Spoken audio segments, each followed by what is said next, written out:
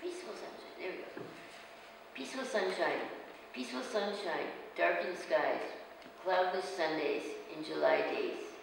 The sun is so hot, while the water is so cold. Just to cool down is a wondrous way to pass the time away.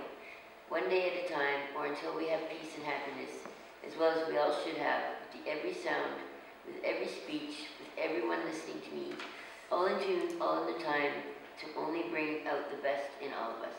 Robert. Nice people use drugs.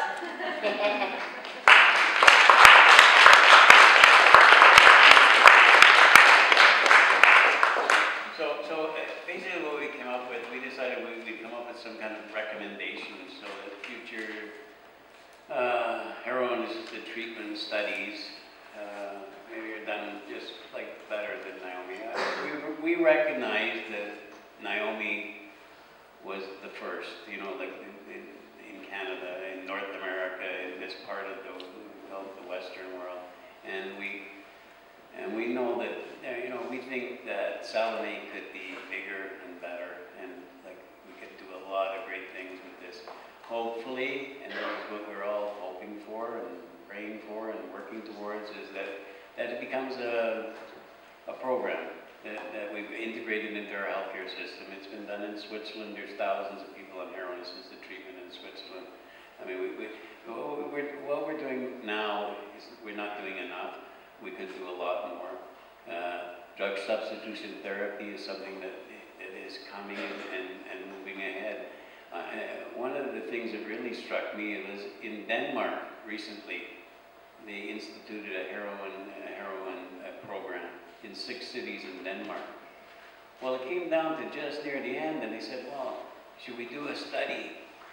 And you know whose evidence they relied on? They didn't do a study. They relied on the evidence that came out of NAOMI. So here other jurisdictions in the world are using the evidence that came out of our study to institute programs in their countries. So I mean, Canada, we missed the ball here, and I think that, you know, to institute a program, that's our dream. And so the recommendations we've made, they're kind of like focused towards like the study participants, because that's what we were. We were participants. You could call us what, guinea pigs? I mean, I've heard that word before.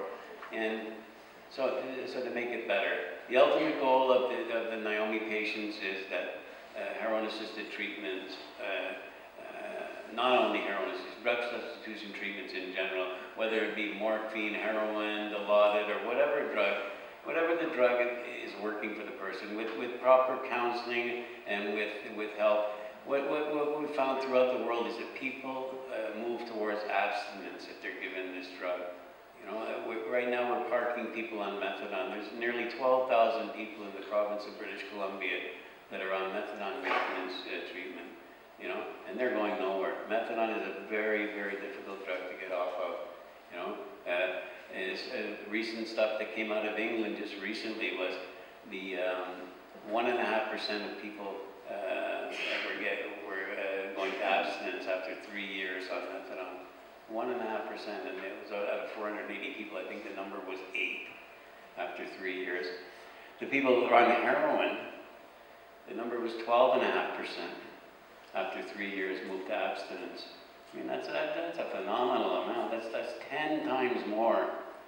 They were given heroin, moved towards abstinence than methadone. I think that tells a lot. Anyway, so the recommendation for future experimental drug maintenance programs are, when experimental drug maintenance programs are over, clients or the research subjects, for compassionate reasons, should receive the drug they were on as long as they need it. As I said before, similar to what, if you had a cure for cancer and it was working, we would keep giving it to the patient. So this would be in a similar vein.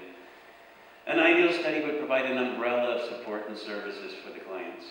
You know, we believe that housing is number one there. You know, we believe that stable, secure, safe housing restores dignity and self-esteem, and it really improves a person's life. This is a key component in this. And I think that in Salome, if we could start liaisoning, reaching out to the community, and having improving all the living. If we're going to improve the person's life by giving them this drug, we should include all access to better housing for them, and so they can improve their lives in a big way. Housing, so important. And we're talking about complete access to medical treatment, and it would be nice if it was all under the same roof. Nurses, family doctors, dentists, if people are moving forward, all of these things are really, really important. You know, I mean, a lot of people in our community are affected by hepatitis C. Hepatitis C is the slow killer in our community right now. We're going to be paying for big time years from now. And we're kind of like slowing down the spread of this disease, but there's tons of people, I think, that have it. I mean, the figures are like 85% of the injection drug users downtown have Hep C.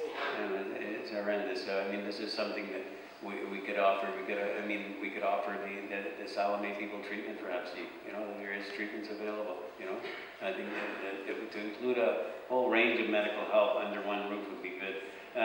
We got to secure access to welfare workers, pension people, ministry representatives. I mean, to bring people into everybody's life so that they want to improve counseling and different services that are offered in the community. And then again, access to nutritious food, you know, and health. If we're going to improve one aspect of the people's life, I think this should be a comprehensive program. I was inspired by Dr. Goldberg from Sweden, who came here I think just before the Olympics. Mark Hayden brought him over, and he was talking about how the methadone programs worked in Sweden, and he said it was like an umbrella, he described it. The people would come there for their methadone, and there would be representatives of the housing bureau, the social housing. There would be job retraining programs for people. They wanted, what it was is to reintegrate the people into society. I know that it's difficult when we're talking about a research study, and rather than a program, but it would be a good to start this going. You know, I think that having the people there every day, 2 or 3 times a day, you know, we should make use of that time. That would be a captive audience. And so there we go. And so further to what Diane says, education and advocacy skills, and access to advocates, and access to legal help and things like that, that support to move forward with school, trade, and family unification. You know, a lot of people are separated from the family. I mean, when they become drug addicts, they separate completely from their family. So I think that to re-socially integrate people into their families and into society would be a really great thing. And one of the things that I really believe in is I think that in all future studies that peer involvement is so important.